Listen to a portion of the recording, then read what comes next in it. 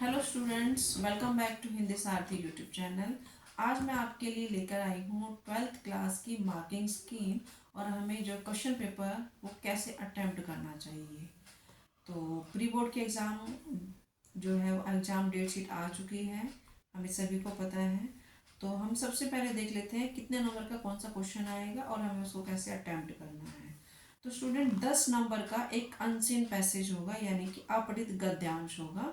एक जो है 400 या 500 शब्दों का एक अपठित गद्यांश वहाँ हमारे सामने होगा और उसी से रिलेटेड हमें 10 प्रश्नों के उत्तर देने होंगे एमसीक्यू। और उसके बाद 8 नंबर का एक पद्यांश होगा, यानी कि काव्य कविता का एक अंश होगा। वो 200 से 250 शब्दों का होगा और उसमें से हमसे जो है 8 नंबर के एमसीक्यू पूछे जाएंगे। और एमसीक्यू जो हमें जो अनसीन पैसेज हमें सॉल्व करना है, यानी कि अपठित गद्यांश और पद्यांश, उसको सॉल्व करने का एक तरीका होता है। बहुत से स्टूडेंट क्या करते हैं, सबसे पहले उस पैसेज को पढ़ेंगे, यानी कि गद्यांश और पद्यांश को पढ़ेंगे, फिर क्वेश्चन आंसर पढ़ेंगे।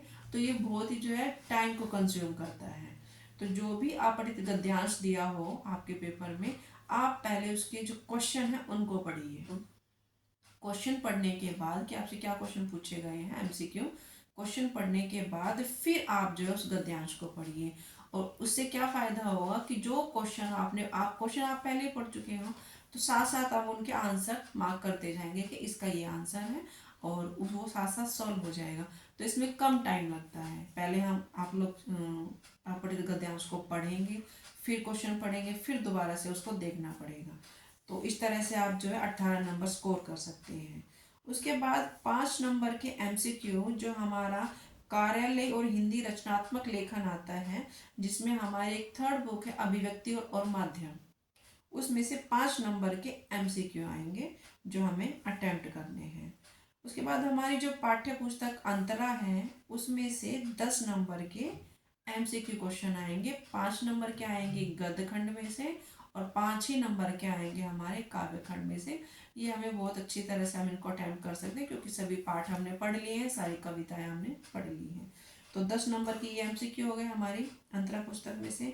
उसके बाद 7 नंबर के एमसीक्यू आएंगे जो हमारी सेकंड पूरक पाठ्य पुस्तक है अंतराल। उसमें से भी जो जो हमने पाठ पढ़े हैं उन्हीं से रिलेटेड, उन्हीं पर बेस्ड 7 नंबर के एमसीक्यू पूछे जाएंगे। वो हम बड़ी आसानी से आप लोग उसको सॉल्व कर सकते हैं। ये बेटा जो जितने भी टोटल ये मैंने एमसीक्यू आपको बताए हैं, ये हो जाएंगे आपके 40 नंबर के। तो 40 नंबर तो आपके यहाँ से पक्के हो जाएंगे। उसके बाद 20 नंबर का जो जितना भी आपका कार्यालय और रचनात्मक लेखन है, वहाँ से आपसे 20 नंबर के क्वेश्चन पूछे जाएंगे। वो किस तरह से होंगे मैं आपको बता देती हूँ।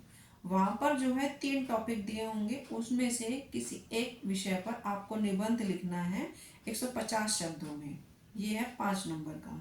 ये जो है वर्णनात्मक प्रश्न है, यानी कि इसमें आपको लिखना ही एमसीक्यू क्वेश्चन नहीं है। तो अगर आपको सुटेबल लगे तो आप जो है जो आपकी पाठ्य पुस्तक है अंतरा और अंतराल, पहले उसके क्वेश्चन अटेम्प्ट करिएगा, क्योंकि ये जो निबंध हैं, पत्र हैं, ये थोड़ा सा टाइम लेते हैं और इनकी जो वर्ड लिमिट होती है वो भी ज़्यादा होती है। तो मैं आपको ये सजेस्ट करूँगी कि जो आपकी पाठ्य पुस्तक के जो प्रश्न पूछे गए हैं, आप पहले उनको अटेम्प्ट करिए। तो उसमें से आप जैसे आपका जो काव्य खंड है, उसमें से आपको 3-3 नंबर के 2 प्रश्न पूछे जाएंगे, जिसकी वर्ड लिमिट 50 से 60 है ईच क्वेश्चन की। तो 6 नंबर यहाँ हो गए और 2-2 नंबर के 2 क्वेश्चन पूछे जाएंगे आपसे काव्य खंड के ही। और वहाँ पर 3 क्वेश्चन दिए होंगे, 3 में से आपको 2 अटेम्प्ट करने हैं। इसी तरह से 3 नंबर के 2 क्वेश्चन पूछे जाएंगे गद्य खंड में से, 3 दिए होंगे, चॉइस है आपकी, आपको 2 करने हैं। और इसी तरह से गद्य खंड में से ही 2-2 नंबर के 2 क्वेश्चन पूछे जाएंगे। 3 पूछे मतलब वहाँ हमारे सामने होंगे क्वेश्चन पेपर में 3, लेकिन हमें कोई भी 2 अटेम्प्ट करने हैं। तो यहाँ से हमारे 20 नंबर पक्के हो गए, 40 वहाँ से और 20 यहाँ से हो गए, टोटल 60 नंबर। अब हमारे पास बचते हैं हमारे 20 नंबर।